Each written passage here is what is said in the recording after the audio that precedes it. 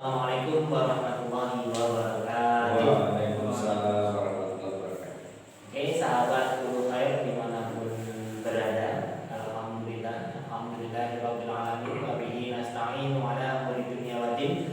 Assalatu wassalamu ala asyrofil anbiya'i wal mursalin wa ala alihi wa sahbihi ajma'in. Amma ba'du. Oke, alhamdulillah pada kesempatan hari ini kita dapat bertemu. Pada kesempatan kali ini Hulu Khair mengadakan podcast bersama Kang Galeh. Halo. Beliau Kang Galeh ini adalah salah satu pegawai atau petugas Ya, pegawai di pegawai kesehatan di PKU Muhammadiyah Jogja. Nah, nanti kita akan berbincang-bincang dengan beliau berkaitan dengan temanya adalah sehat puasa Ramadan di masa pandemi Covid ini. Nah, oke, sahabat Hulu Khair dimanapun berada, sebelum kita melanjutkan, jangan lupa subscribe ya, dan like nanti video ini, terus tanda loncengnya diaktifkan, lalu share ke teman-teman apabila video ini bermanfaat, lalu komen positif di kolom komentar. Oke, Kang Galeh. Ya. Nah, gimana Kang Galeh? Assalamualaikum. Waalaikumsalam warahmatullahi. Oke, sehat ya? Alhamdulillah. Alhamdulillah. Sehat walafiat. Di samping kesibukan yang luar biasa. Luar biasa. Biasa di luar. Ya, biasa di luar. Biasa di luar. Nah, tentunya ini apa ya?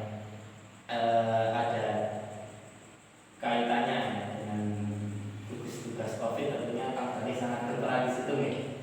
Ya, kebetulan saya kalau di organisasi profesi kebetulan ketua gugus tugas COVID di organisasi profesi di kota Jogja ya. Kalau sekarang kan kita tinggal di Padepokan Bantul ya.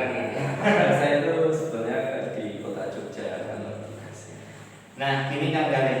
Nah, tentunya kan ini alhamdulillah ya kita bertemu dengan bulan Ramadan di 1442 Hijriah ini. Iya, betul. Ini tahun kedua di masa Covid Pandemi. di masa pandemi. Nah, ini Kang Galeh. Tentunya para sahabat-sahabat Hulu Khair jadi ingin tahu puasa di masa pandemi. Tentunya kan kondisi puasa sama tidak kan berbeda. Berbeda. Nah, ini pengen tahu nih bagaimana kita menjaga imunitas kita. Entah itu waktu sahurnya bagaimana ataukah waktu beraktivitas Iya. bagaimana itu. Wah, ini pertanyaannya sulit. Sulit.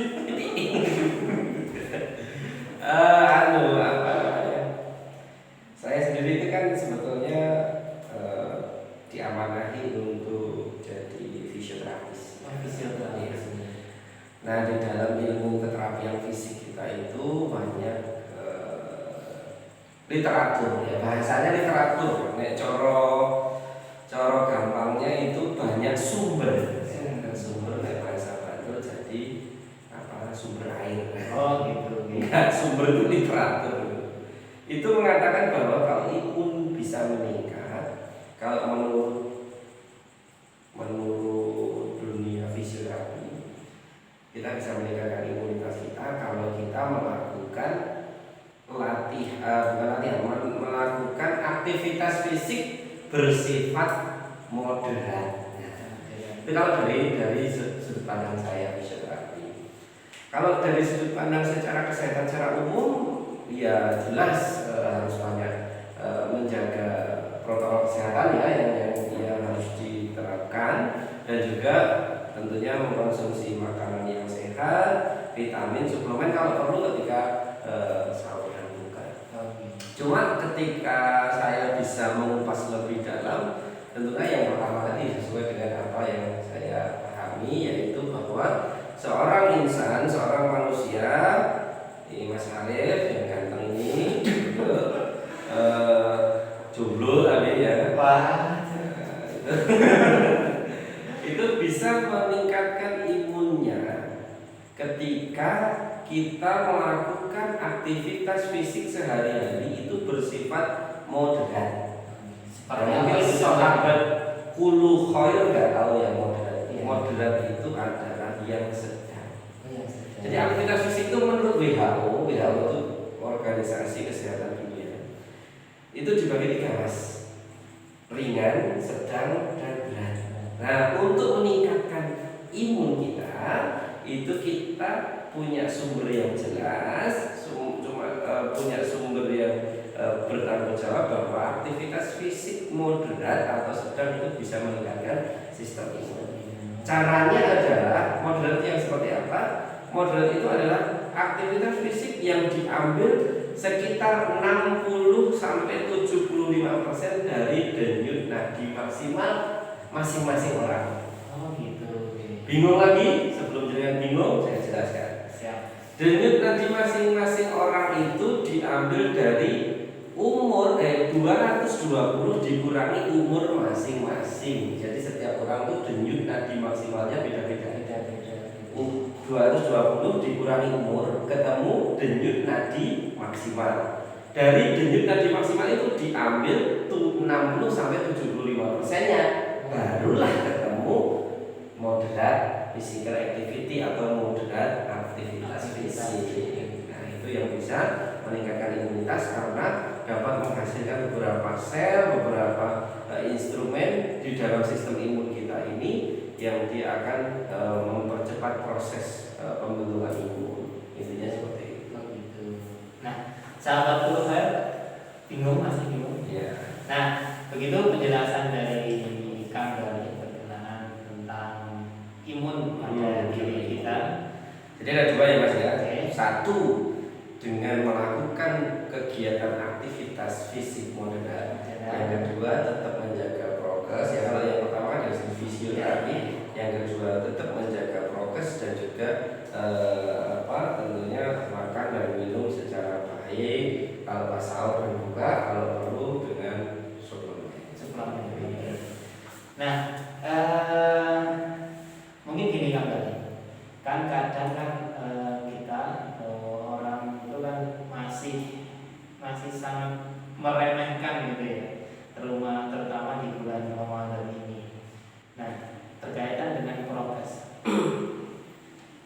Nah, ada ada cerita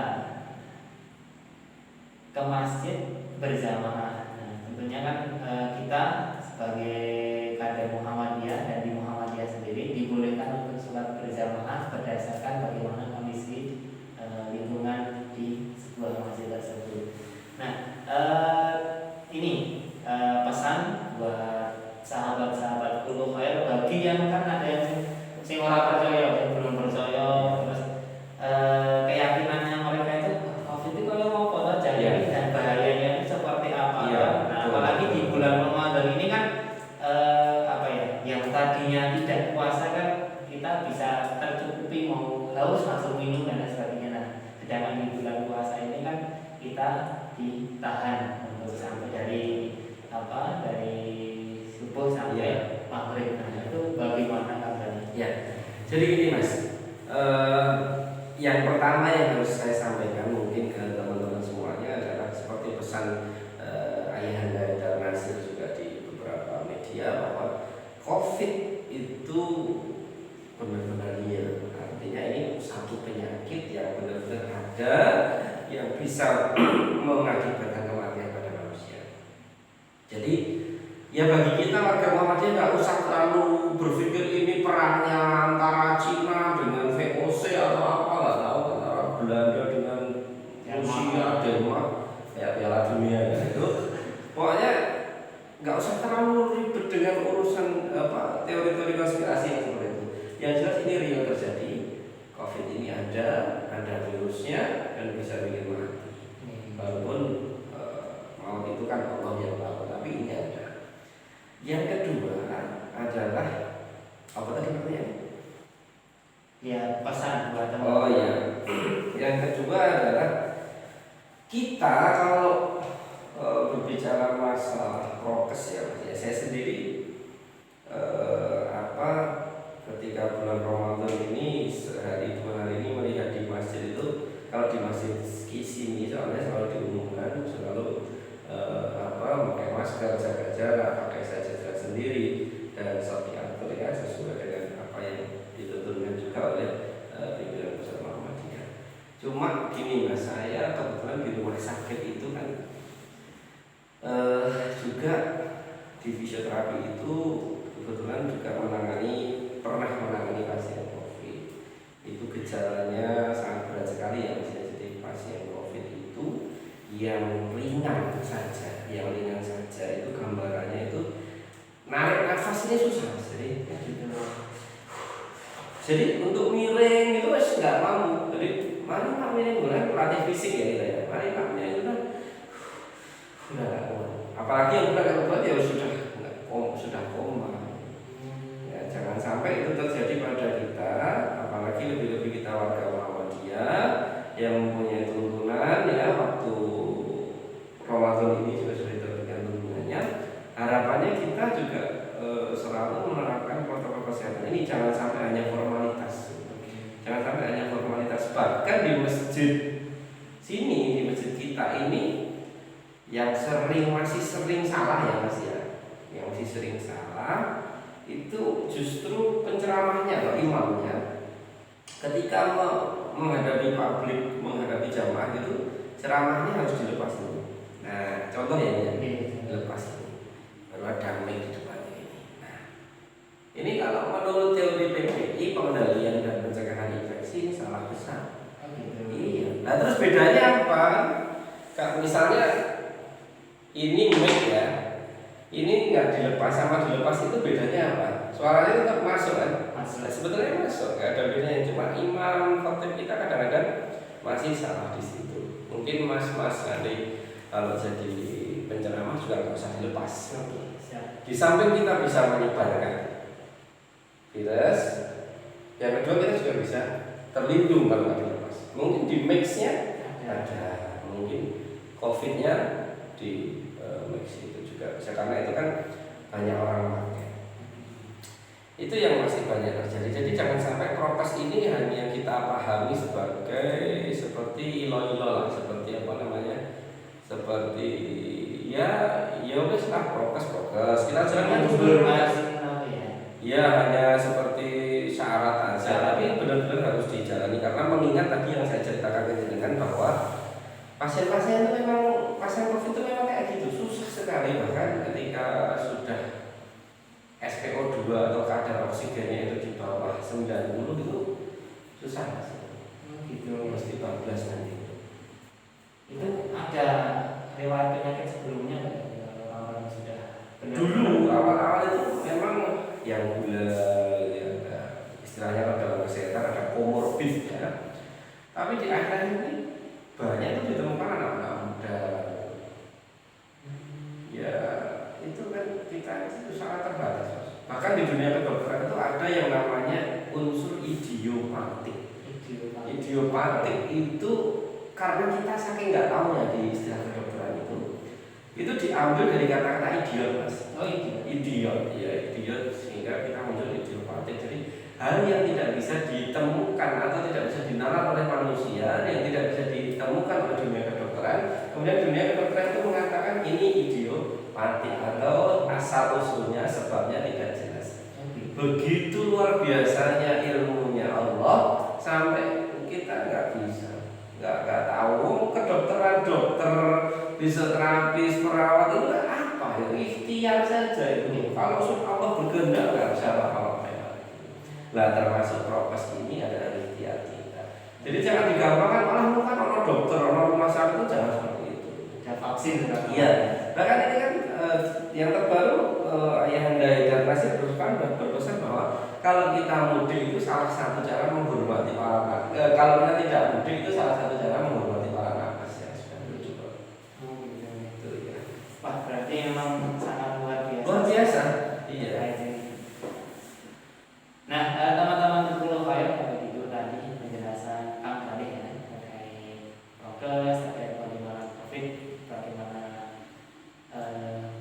COVID dalam diri manusia dan bagaimana gejalanya dan sampai parahnya sampai tidak bisa bernapas lega. Gak bisa, susah. Nah jadi pada bulan Ramadan ini bagi sahabat Pulau Air dimanapun berada dan dimanapun akan melakukan sholat berjamaah tetap jaga dan patuhi protokol kesehatan, entah dari masker, dari cuci tangan dan lain sebagainya. Dan mungkin satu lagi Mas Arif, mungkin yang berjamaah nanti diutamakan untuk golongan yang tidak rentan, artinya ya yang masih muda-muda atau yang sudah rentan sama balita banget itu kalau bisa terawihnya dulu. Terus tambahan yang terakhir mungkin ini. Nah, tentunya kan apa tadi udah bagaimana kita menjaga diri di bulan Ramadan agar tidak COVID mudah menyerang kita, lalu prokes, terus bagaimana COVID. Nah, terus yang terakhir ini. Nah, di bulan Ramadan ini tentunya teman-teman kan sekarang kan makanya lah kalau buka puasa itu kan yang penting warak, yang penting bisa lega dan lain sebagainya. Nah, sebenarnya itu untuk menjaga kesehatan tubuh kita itu baiknya itu seperti apa? Agar teman-teman tahu dan tidak keliru, apalagi orang yang punya mungkin sakit emah ya. Nah, itu. Nah, mungkin itu terakhir bisa disampaikan. Terus sekali jadi yang pertama yang menjadi pedoman kita adalah bahwa makan itu harus bersih, ya, seimbang dan bergizi. Nah, di bulan Ramadan ini asupan kita sebetulnya harus baik. Artinya bukan berarti bulan puasa ini bisa menurunkan imun, tetapi ketika puasa kita praktis di sehari itu kan tidak bisa kemudian seperti yang Mas Arif katakan kalau lelah terus minum dan sebagainya. Maka di pinter-pinter kita ketika sahur dan berbuka itu memilih makanan, memilih asupan yang memang benar-benar dibutuhkan, apalagi di masa pandemi ini. Kemudian tentunya kalau buka itu ya kita sesuaikan dengan syariah yang dituntutkan itu sudah paling baik Mas. Jadi penelitian apapun itu nanti kalau dihubungkan dengan tuntunan itu mesti akan menghasilkan sebuah penelitian atau menghasilkan sebuah conclusion atau hasil resume kesimpulan mesti baik. Contoh, kenapa ada iftar, ya, berbuka dengan kurma ya, kurma. Ternyata dalam kandungan kurma itu mempunyai kandungan gula yang seger, fruktosa namanya, gula dalam buah, yang dapat segera mengembalikan energi dan ion. Oh gitu. Iya, kemudian baru berdoa, ya kan? Kemudian baru dilanjutkan makan yang lain. Jadi tidak langsung makan warak kenyang itu sebetulnya memang ya tidak membuat gimana Mas, tidak membatalkan puasa ya, tidak membatalkan syarat-syaratnya berbuka, tetapi kan tidak disunahkan atau tidak seperti yang dicontohkan oleh Kanjeng Nabi. Dan juga makan tidak terlalu kenyang itu juga ternyata sangat bagus untuk kesehatan pencernaan. Mungkin kakak beritahu ya kalau Kanjeng Nabi itu kalau dahar mungkin tidak sampai kenyang ya. Jadi memang itu sangat dianjurkan untuk kesehatan kita. Kemudian kalau sahur juga seperti apa yang telah dituntunkan saja. Jadi sahurnya diakhirkan, kalau kita sekarang mundur 8 menit ya, sesuai dengan keputusan Pak Cik Muhammadiyah. Jadi tadi pagi saya dengar azan tapi masih jam 4.24 sudah azan ya. Sedangkan di tempat kita kan 32 jadi saya tetap makannya karena mengakhirkan sahur. Itu juga ternyata berbeda Mas. Coba jangan sahur jam 1 malam Mas. Jam 1 terus tidur. Nah, iya, beda itu. Beda. Artinya sahur itu juga selain kita mengamalkan sunnah ya, mengamalkan sunnah itu juga juga kalau diteliti nanti kalau dari segi ilmiah pasti akan berkesimpulan kebaikan. Ya, jadi banyak sekali yang penelitian-penelitian yang menyimpulkan kebaikan-kebaikan tentang syariat-syariat agama kita. Banyak mas, nggak cuma puasa ini, bahkan banyak sekali. Artinya Al-Quran itu sudah ada ilmunya dulu, manusia baru meneliti, nggak sengaja kok cocok, atau bahkan diteliti Al-Qurannya pas ini benar nggak? Oh benar. Gitu. Misalnya Al-Quran kan juga melarang misalnya pernikahan sedara ya. Itu kan penelitian XY kan kemudian terjadi setelah itu kan. Ternyata kalau sedara bisa terjadi kromosomnya gennya seperti ini, akhirnya bisa jadi kecacatan, akhirnya jadi cacat mental, cacat fisik dan sebagainya. Itu kan penelitiannya jauh sesudah Al-Quran ada. Iya dong. Banyak gitu. Ya intinya kalau tips tetap kita kembali ke syariat. Itu mesti terbaik. Jadi nggak usah ragu, nggak usah nunggu WHO, nggak usah nunggu penelitiannya kesehatan. Kalau syariat mesti itu yang terbaik. Hanya manusia idiopatik itu tadi, idiopatik, banyak. Kayak gitu kan? Oke, sahabat Bulu Khair dimanapun berada, tadi sudah dijelaskan Kang Galih dari yang pertama, yang kedua dan yang ketiga. Nah nanti teman-teman apabila ingin ketemu Kang Galih, beliau beberapa waktu yang lalu viral ya, video mahasiswanya itu melakukan jurus menghilang. Nah, kemarin waktu gempa saya di Unisa ini menghilang di lantai 4 malah naik dari lantai 5 harusnya kan turun.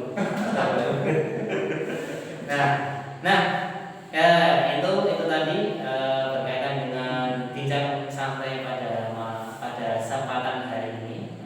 Semoga bermanfaat bagi sahabat Bulu Khair dimanapun berada. Nanti silakan apabila bermanfaat video ini bisa di-share ke saudara atau ke siapapun agar kita berbagi kemanfaatan satu dengan yang lainnya. Nah, apabila ada sesuatu hal yang ingin disampaikan, silakan nanti bisa komentar di situ, nanti bisa kita diskusikan, atau nanti apabila ada usul untuk bincang-bincang selanjutnya mungkin masih bersama Kang Galih, silakan nanti bisa komentar. Boleh, santai aja. Itu ya Kang Galih ya. Siap. Oke, terima kasih banyak Kang Galih. Sama-sama.